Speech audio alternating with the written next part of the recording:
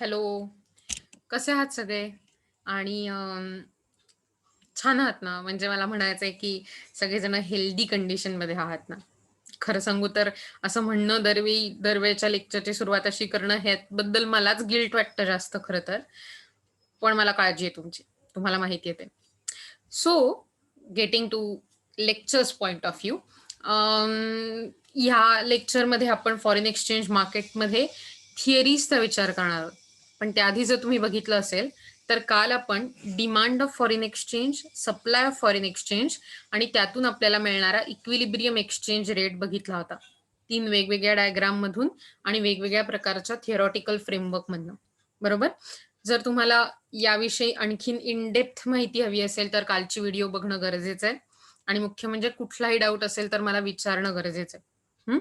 आज आपण ह्या थिअरीजना सुरुवात करणार आहोत आणि यातली पहिली जनरली कुठल्याही प्रकारे जर तुम्ही म्हणलात, तर थिअरॉटिकल ही फ्रेमवर्क ही खूप वेगवेगळ्या प्रकारची असतात.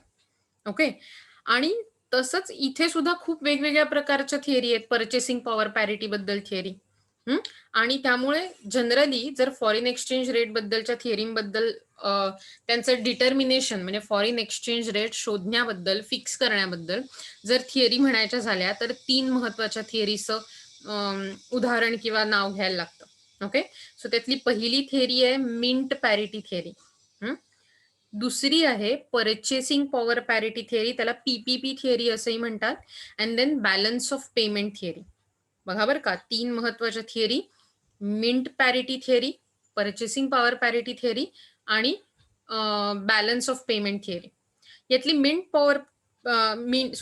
Parity theory it relates to the determination of exchange rate under gold standard. Gold standard जर तुम्हाला माहिती असेल, तर ड्युरिंग 1920s गोल्ड स्टँडर्ड रद्द करण्यात आलं. गोल्ड स्टँडर्ड ह्याचा अर्थ काय होता, की तुमचा जो पैसा आहे, जी नोट आहे, जे कॉइन आहे, ते it was backed by gold. म्हणजे जर तुम्ही सरकारकडे गेलात आणि असं म्हणलं, ही माझी ₹100 नोट.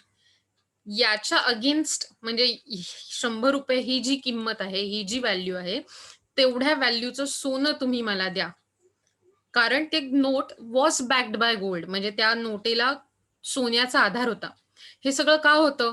कारण जेव्हापासून पैसा अस्तित्वात आला, तर त्या नोटेवर विश्वास कोणी ठेवायचा?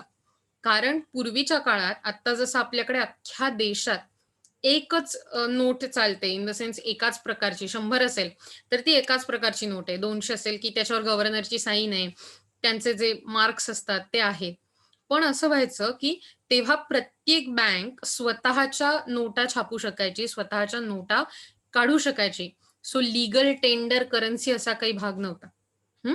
आणि त्यामुळे लोकं विश्वास कसा ठेवणार यावर, की हा पैशाला काहीतरी व्हॅल्यू आहे. माझ्याकडे 5-7 पेपर आहेत, त्यांच्यावर 100 असं लिहिलंय. सो हे जे 5 पेपर आहेत, त्याची किंमत ₹500 आहे आणि भविष्यात ती 500च राहणार आहे, 400 होणार नाहीये. हे विश्वास कसा ठेवणार लोकं? आणि म्हणून त्यांनी विश्वास ठेवावा, म्हणून गोल्ड स्टँडर्ड होतं, की त्या पेपरला तितक्याच किमतीचं सोनं तुम्हाला त्या बँकेतून किंवा त्या सरकारकडून मिळायचं.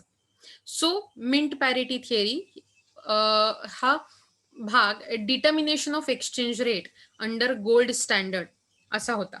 ओके. दुसरा भाग कसा होता पीपीपी थिअरीचा, that is purchasing power parity theory. So PPP theory आणि balance of payment theory deal with the determination of exchange rate under paper standard, म्हणजे नोटा. नोटा, नाणी, आत्ताचं जे आपल्या पैशाचे युनिट्स आहेत, त्या किंवा आपण काय म्हणू पैशाची जी एकक आहे, परिमाण, त्याच्या तुलनेत ह्या दोन्ही थिअरींचं फ्रेमवर्क बसवलेलं होतं.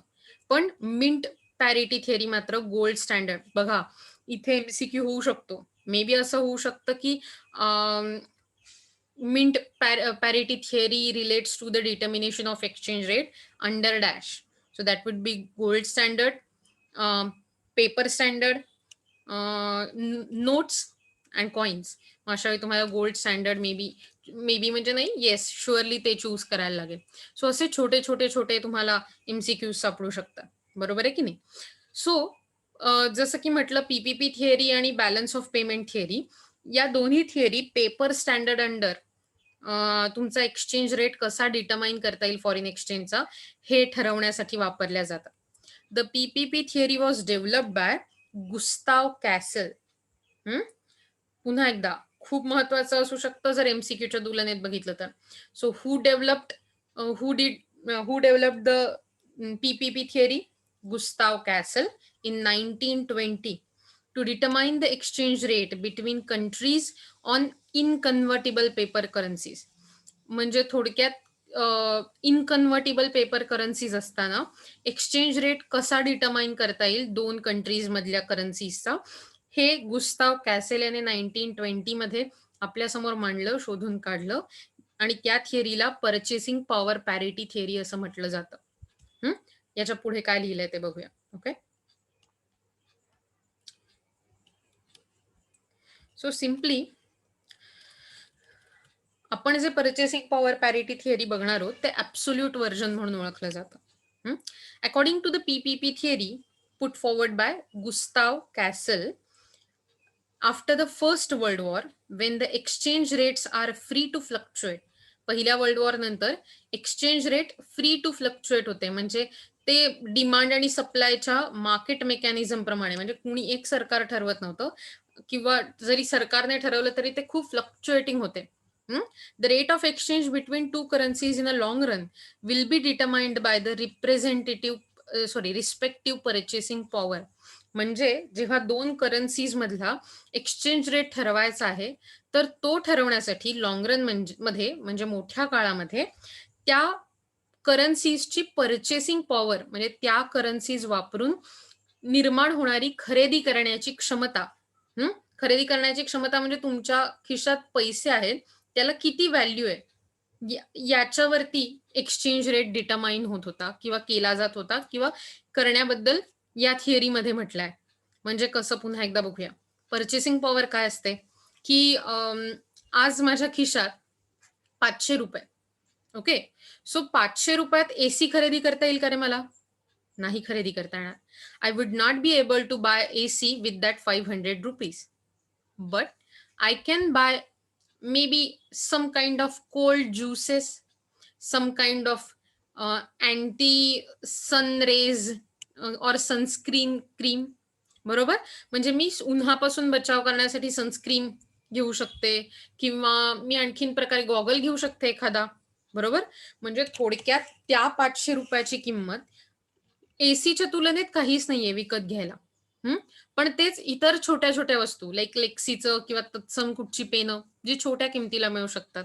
बरोबर, किंवा स्टेशनरीच्या वस्तू, एखादं नोटबुक, एखादं बुक, एखादं रायटिंग पॅड, या सगळ्या गोष्टी त्या 500 रुपयात नक्की बसू शकतात.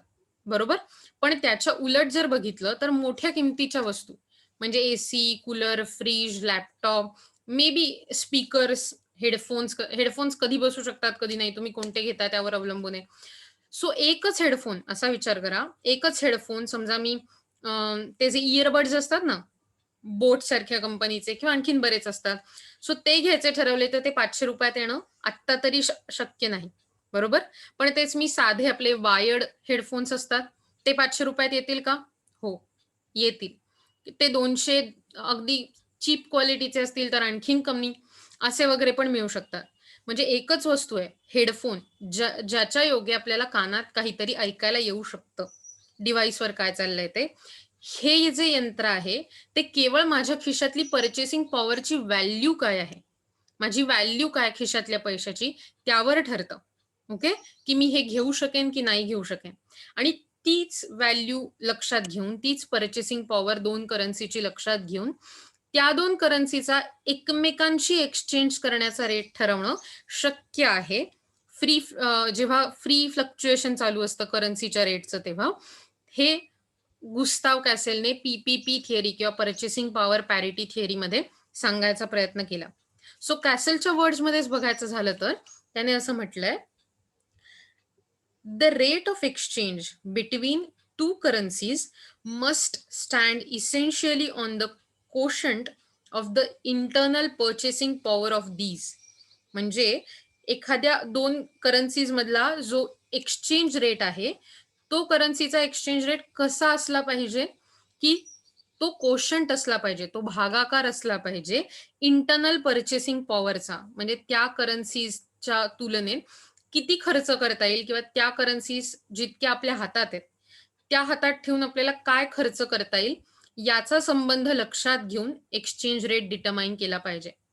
Hence the exchange rate hence the rate of exchange between two currencies is determined by the demand and the supply positions of their currencies in the foreign exchange market, which in turn are influenced by the internal purchasing power. म्हणजे थोडक्यात exchange rate कसा determine होईल, तर foreign exchange मार्केटमध्ये आपण जी काल demand आणि supply बद्दल बघितलं होतं करन्सीच्या, त्याची पोझिशन काय आहे आणि अर्थातच ही डिमांड आणि सप्लाय कशावर ठरणार आहे, तर त्या करन्सीची देशाच्या अंतर्गत झालेली पर्चेसिंग पॉवर किंवा व्हॅल्यू त्या पैशाची खिशातल्या त्यावर. In other words, the rate of exchange between the two currencies under paper money standard is determined by their relative purchasing power in terms of goods and services. So थोडक्यात सांगायचं झालं तर exchange rate दोन currency मधला paper मनी standard मध्ये असताना अशा प्रकारे ठरवला जाईल की रिलेटिव्ह म्हणजे एकमेकांशी रिलेशन आहे दोन करन्सीजचं. एखादं गुड किंवा सर्व्हिस खरेदी करताना तर त्या तुलनेत किती पर्चेसिंग पॉवर होईल. पुन्हा एकदा सेम उदाहरण द्यायचं झालं तर शर्ट खरेदी करायचा आहे. जर समजा $1 देऊन मला शर्ट खरेदी करता येत असेल, पण तोच शर्ट भारतात खरेदी करायला मात्र किंवा विकत घ्यायला म्हणजे थोडक्यात विकत घ्यायला, बनवायला मला ₹65 पडत असतील, दॅट मीन्स तो शर्ट मी आयदर वे $1 मध्ये खरेदी करू शकते, बरोबर? किंवा तो शर्ट मी ₹65 खरेदी करू शकते. म्हणजेच थोडक्यात मला असं म्हणता येईल की $1 हा रेट जितका आहे शर्ट खरेदी करायचा, तितकाच रेट ₹65 असा आहे. आणि म्हणून आपण असं म्हणू शकतो की एका डॉलरची एक्सचेंज रेट किंवा रेट ऑफ एक्सचेंज हा ₹65 असा आहे. मला वाटतं तुम्हाला हे लक्षात आलं असेल आता. पण अर्थातच मी जितकं सांगतेय तितकं हे काही प्रोसिजर सोपी नाहीये. या अशासाठी भरपूर इम्प्लिकेशन्स असतात, भरपूर प्रकारचे अझम्पशन्स असतात आणि भरपूर प्रकारचं मॅथेमॅटिकल कॅल्क्युलेशन पण असतं. डोंट वरी, मी तुम्हाला मॅथेमॅटिकल कॅल्क्युलेशनने घाबरवणार नाहीये. पण याची इम्प्लिकेशन काय आहे ती आपण बघूया थिअरीची. ओके. पहिलं implication, the value of currency of a country in terms of another countries depends on demand and supply position in the foreign exchange market. अगदीच सोपं आहे. मगाशी म्हटल्याप्रमाणे ही थिअरी तेव्हा वर्क होते तेव्हा जेव्हा आपण कुठल्याही दोन करन्सीजची व्हॅल्यूचा एक्सचेंज रेट ठरवत असताना त्या करन्सीची डिमांड आणि त्याच करन्सीचा सप्लाय पोझिशन फॉरेन एक्सचेंज मार्केटमध्ये कसा आहे ह्याच्यावरनं ठरवलं जातं. दुसरी गोष्ट, the exchange rate reflects the relationship between internal purchasing power of two national currencies.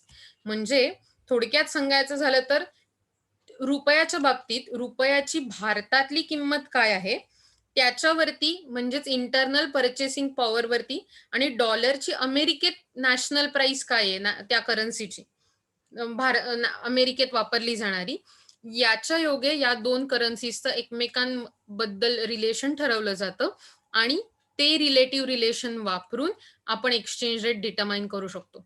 So दोन इम्प्लिकेशन्स काय आहेत. पहिली गोष्ट, एका करन्सीचा कुठल्याही त्या दोन्ही करन्सीचा फॉरेन एक्सचेंज मार्केटमध्ये असलेली डिमांड आणि सप्लायची पोझिशन आणि दुसरी गोष्ट म्हणजे internal purchasing power of both the currencies in as a national currencies. Okay.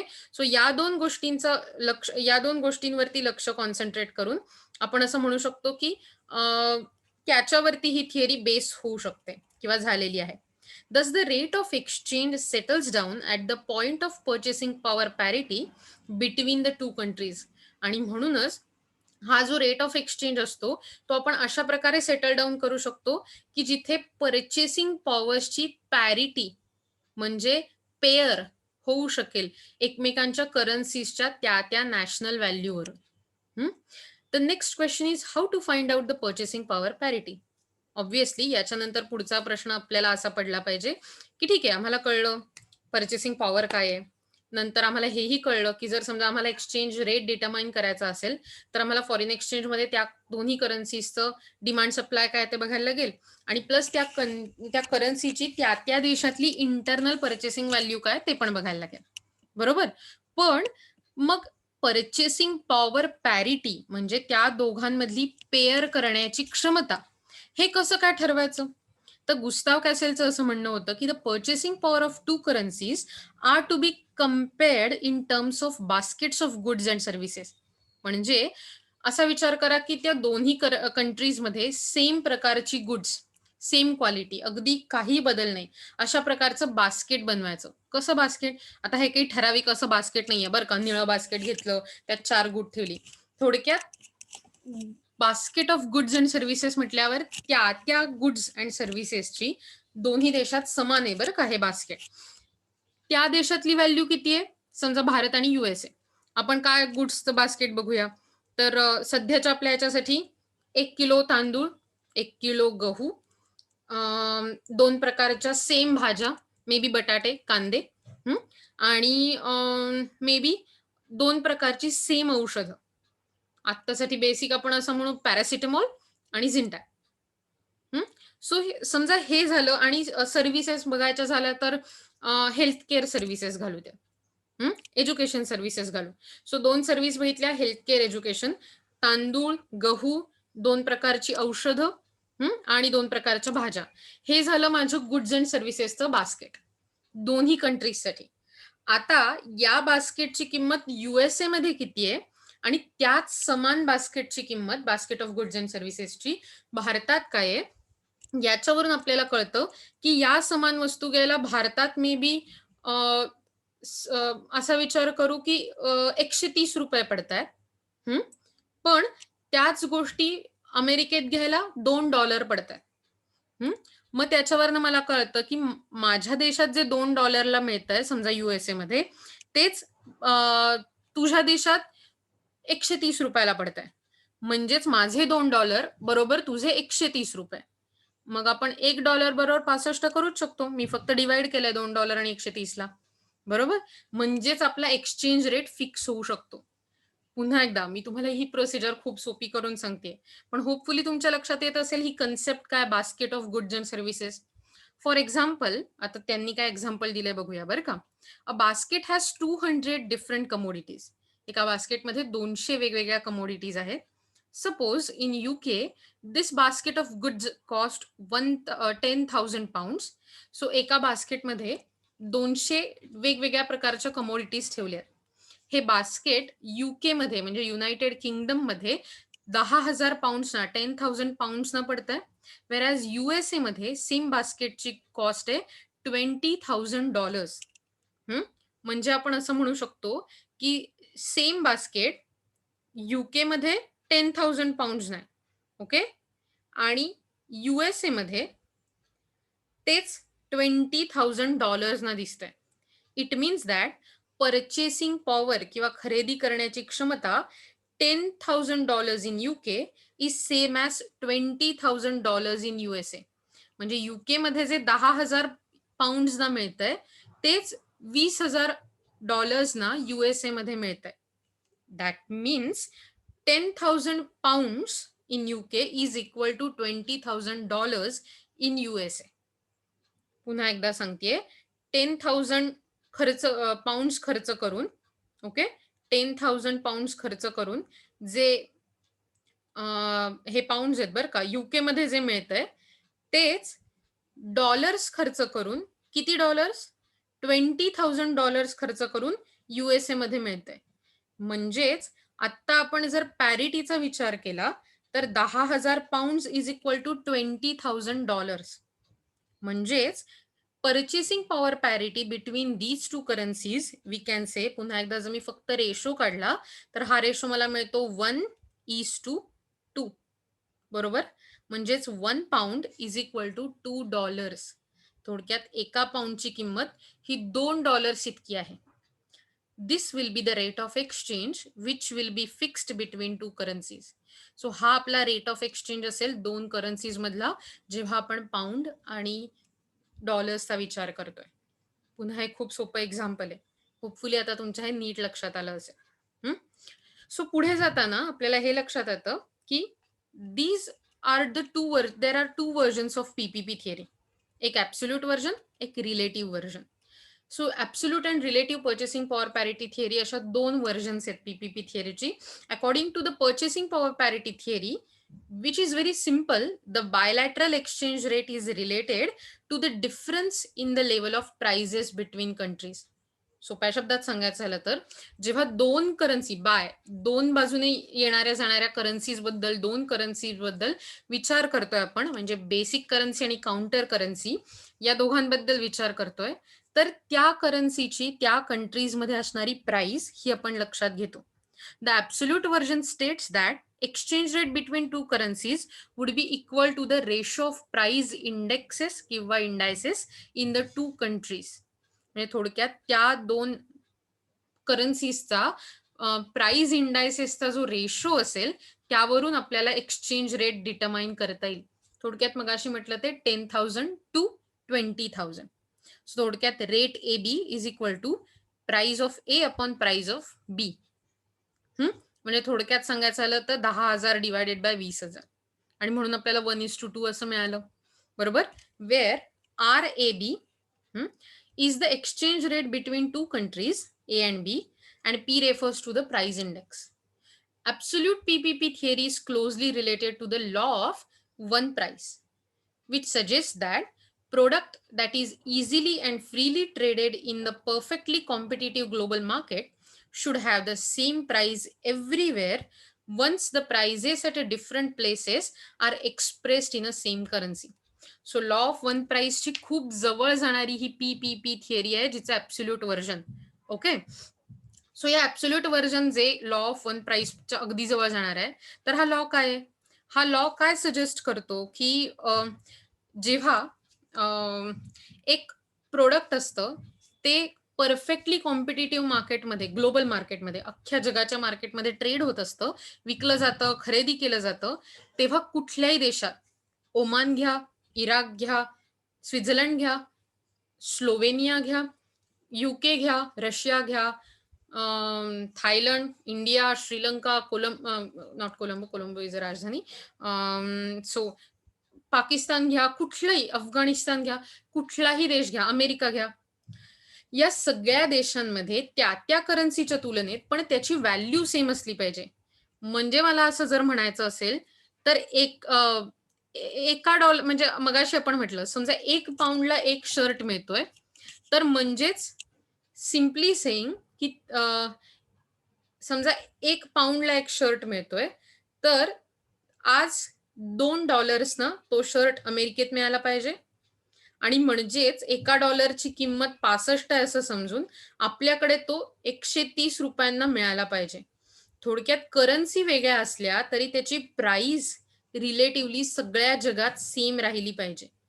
थोडक्यात मला नीट काढता येणार नाहीये बरं का हे पाऊंडचं चित्र, पण तरी ठीक आहे. आता आपण हे आहे पाऊंडचं असं समजून घेऊया. So 1 pound is equal to ₹2 equal to $2 is equal to ₹130. हे जे समीकरण आहे ते सगळ्या जगात सेम असलं पाहिजे. थोडक्यात एका कमोडिटीची व्हॅल्यू प्रत्येक देशात जरी करन्सी वेगळ्या असल्या तरी सेम असली पाहिजे, आणि मग अख्ख्या जगात एकाच गोष्टीने डील करायचंय. म्हणून तो तो तो तो जो गुड किंवा कमोडिटीचा प्रकार आहे, ती जी सर्व्हिस आहे, ती एका सेम करन्सीने एक्सप्रेस केली पाहिजे जनरली जगात. म्हणूनच डॉलर्सनी ती एक्सप्रेस केली जाते. Okay. The law of one price implies that the price of a product measured in a domestic country will be equated to the price of product measured in a foreign currency through the current spot exchange rate. म्हणजेच spot exchange rate काय हे पण आपण पुढच्या काही लेक्चरमध्ये बघणार आहोत.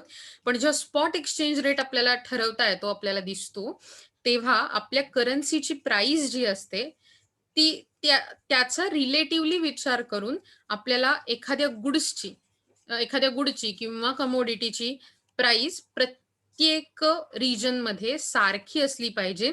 सारखी असेल, that is the law of one price.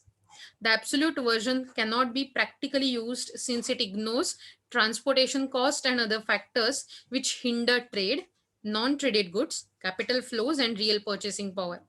So हे जे ॲब्सोल्यूट व्हर्जन आहे ते थिओरिटिकल फ्रेमवर्कमध्ये एकदम करेक्ट दिसून येतं, विच इज एकदम प्रिसाईज आहे बरं का.